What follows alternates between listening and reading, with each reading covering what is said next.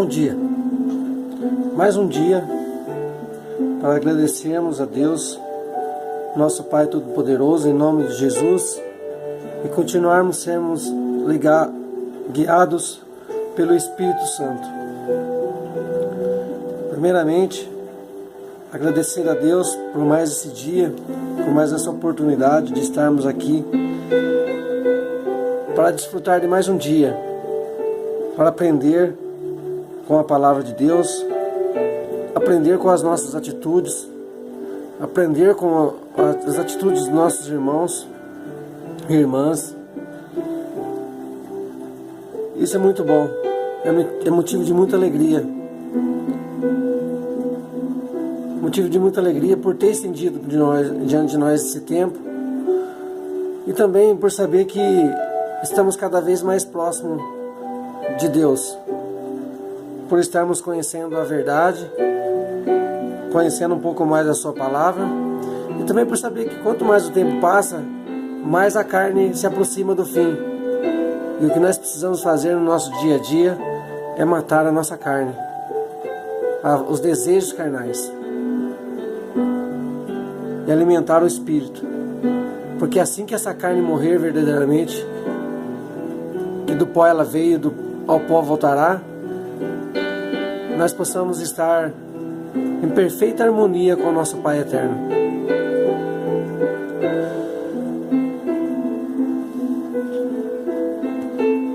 E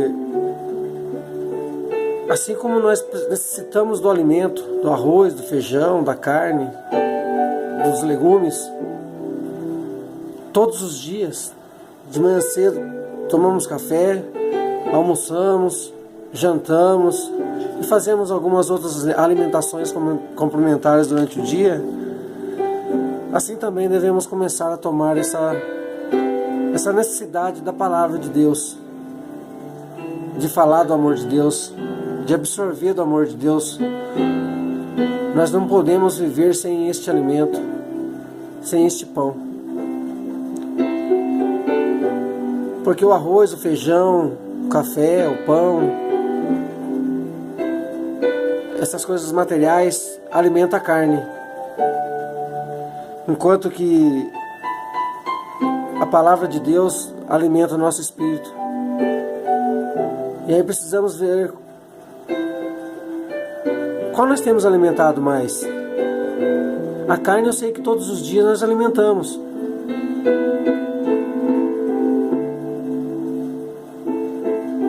Parabéns para você que faz isso, que alimenta o espírito. Todo dia lê a Bíblia, um pedacinho que seja, um versículo ou outro. Mas faça. E aqueles que não faz, comece a fazer. Se verdadeiramente quer a salvação, se verdadeiramente quer ter morada eterna, vida eterna com Deus, é bom começar a fazer.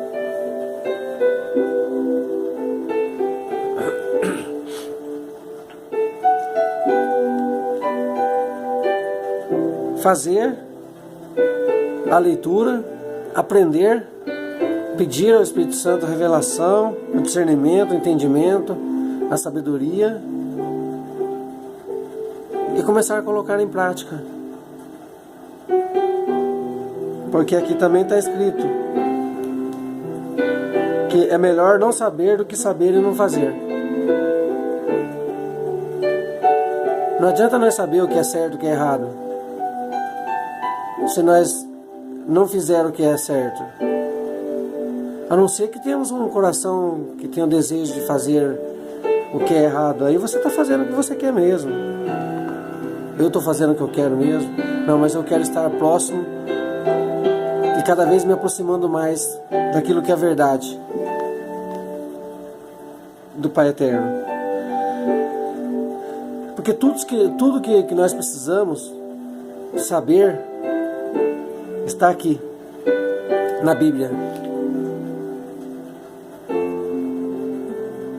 No Antigo Testamento, no Novo Testamento, para conhecer a verdade sobre Deus, sobre os ensinamentos de Deus, que Ele mandou várias pessoas, homens de fé. Podemos começar lá desde o início, Noé, Abraão, Adão, Jacó, Moisés, Davi, depois mandou seu próprio filho, e assim vai indo. Dentre esses existiam muitos outros. E que nós seja um desses nesse tempo agora. Então, não deixe se enganar não. Não tem que inventar nada não. Tudo que nós precisamos saber está aqui na Bíblia.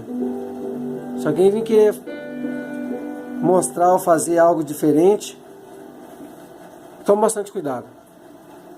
Hoje nós vamos ver aqui em Atos, capítulo 6, que nós devemos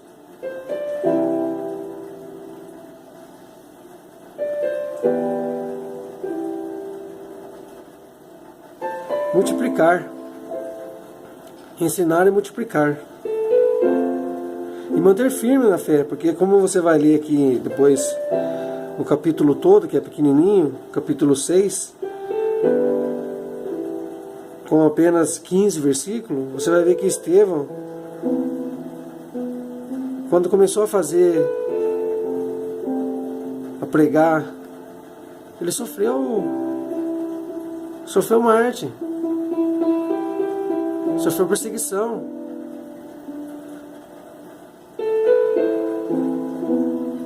Mas feliz é aquele que é perseguido por causa da palavra de Deus. Amém? Então vamos lá, vamos fazer uma explanação aqui. Leia todo o capítulo, reflita, isso é muito importante. Aqui no capítulo 6, versículo 3, cheio do Espírito Santo e de sabedoria, os apóstolos estipularam que os 7 varões deviam apresentar evidências de terem continuado fielmente sob a influência do Espírito Santo. Segundo parece, os apóstolos supunham que nem todos os crentes continuavam na plenitude do Espírito. Em outras palavras, aqueles que deixam de andar fielmente segundo o Espírito, Gálatas 5, 16 a 25, cessarão de ser cheios do Espírito Santo. Quanto à diferença entre conversar a plenitude de ser cheio do Espírito Santo, notemos o seguinte. Primeiro, os crentes que conservam a plenitude do Espírito Santo são caracterizados pelas suas constâncias nessa condição, como podemos ver aqui no capítulo 6, versículo 5, e no capítulo 11, versículo 24 de Atos. Que os capacitados a falar com a inspiração profética ou ministrar no poder do Espírito Santo segundo o seu querer. Segundo, a expressão cheios do Espírito Santo é usada a. Para indicar o recebimento do batismo no Espírito Santo, Atos 1, versículo 5, Atos 2, versículo 4, Atos 9, versículo 17, Atos 11, versículo 16. B. Para indicar que um crente ou crentes em ocasiões específicas recebeu o poder para falar sob o impulso direto do Espírito Santo. Atos 4, 8, Atos 13, 9, Lucas 1, 41 a 45, 60 a 79. C. Para indicar um ministério profético geral sob a inspiração ou a unção do Espírito Santo, sem especificar a duração desse ministério. Atos 4, 31 a 33, Atos 13, 52, Lucas 1, 15. Terceiro, depois do recebimento inicial do batismo do Espírito Santo, os que andam fielmente no Espírito, modificando as obras pecaminosas do corpo, Romanos 8, 13 e 14, podem ser descritos como cheios do Espírito Santo, mantendo a plenitude permanente do Espírito Santo.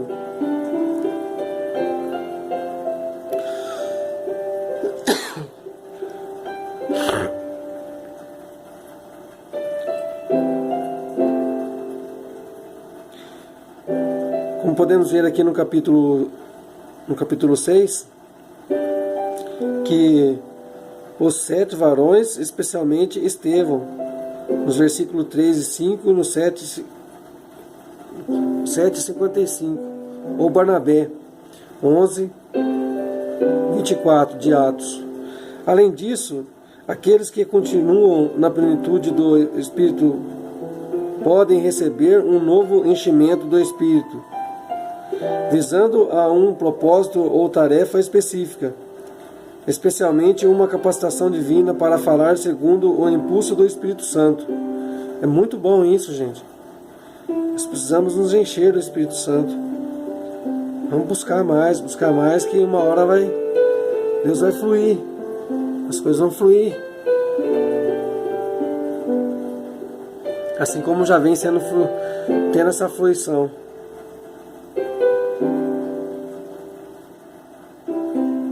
Assim como já vem fluindo muito nas nossas vidas.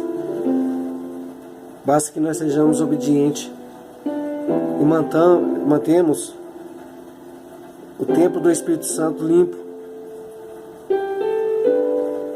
sem vícios, sem inveja, maldade, enfim, aquelas coisas que não agradam a Deus.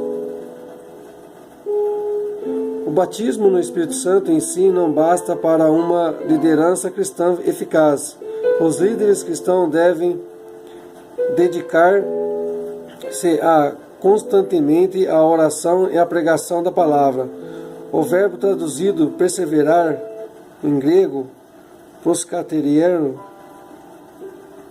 denota uma fidelidade inabalável e sincera e a dedicação de muito tempo a um certo empreendimento. Por isso os apóstolos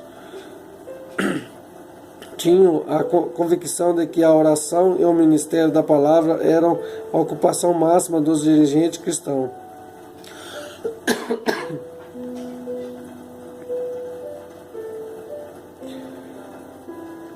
Podemos ver aqui as frequentes referências à oração em Atos. Atos 1, 14 e 24. Atos 2, 42. Atos 4, 24 a 31. Atos 6, 4, 6. Atos 9, 40. Atos 10, 2, 4, 9, 31. Atos 11, 5. Atos 12, 5. Atos 13, 3, Atos 14, 23, Atos 16, 25, Atos 22, 17, Atos 28, 8. Importante isso, hein, gente?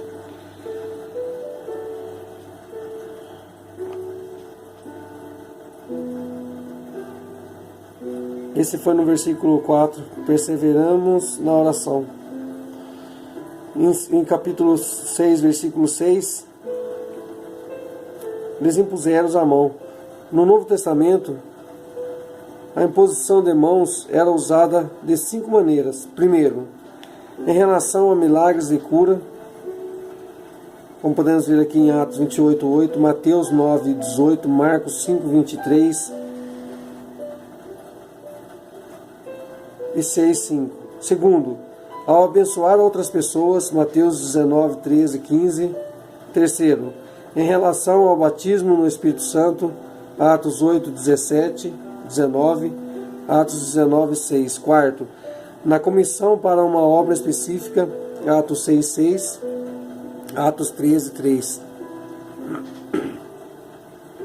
E quinto, na concessão de dons espirituais através dos presbíteros, 1 Timóteo 4, 14, como um dos meios através dos quais Deus transmite dons e bênçãos às pessoas.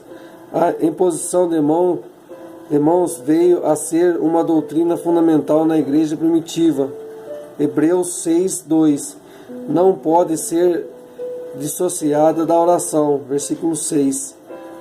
Pois a oração indica que os dons da graça, a cura ou o batismo no Espírito Santo procede de Deus e não do ser humano. A separação desses sete homens importava principalmente duas coisas. Primeiro, era um testemunho público da igreja de que esses homens tinham antecedentes de perseverança na piedade e na obediência à direção do Espírito Santo. 1 Timóteo 31, 1 Timóteo, capítulo 3, versículos de 1 a 10. Segundo, era um ato de separar naqueles homens a obra de Deus a um testemunho da sua disposição em aceitar a responsabilidade da chamada divina. Capítulo 6, versículo 8. Estevão, cheio de fé e de poder. O Espírito Santo deu a Estevão poder para realizar prodígios e grandes sinais entre o povo. Versículo 8. Ele deu grande sabedoria para pregar o Evangelho de tal maneira que seus oponentes não podiam contestar os seus argumentos. Versículos 10, Êxodo 4, 15, Lucas 21, 15.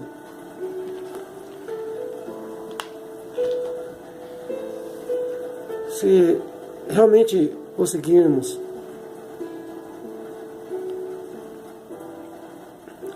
ter um testemunho em todos os lugares que a gente for, de procedência divina, de um homem santo, de uma mulher santa, nas nossas atitudes, da maneira nossa de falar, da nossa maneira de andar, de se vestir,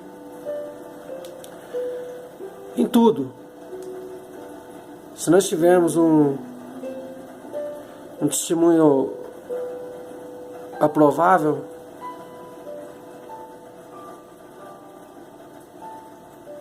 certamente, não importa o que os outros falarem, mas o Espírito Santo estará conosco. Isso é o mais importante. Isso é o mais importante. Porque assim, podemos fazer tudo certinho, mas é comum do ser humano apontar as falhas. Isso é comum do ser humano. Mesmo quando não tem falhas, como podemos ver aqui no capítulo 6, ali, que aconteceu com Estevão,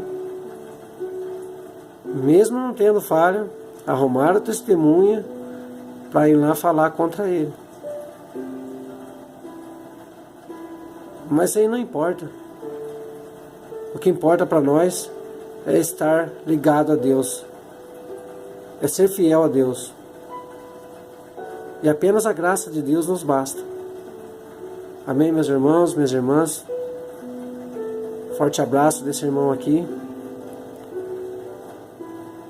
Que Deus continue nos abençoando com sabedoria, discernimento, entendimento, conhecimento de todas as coisas. Que possamos discernir tudo aquilo que vemos, ouvimos e principalmente o que falamos. Pensar muito bem antes de falar, porque depois que vomita, não tem como comer mais o vomito. Forte abraço a todos.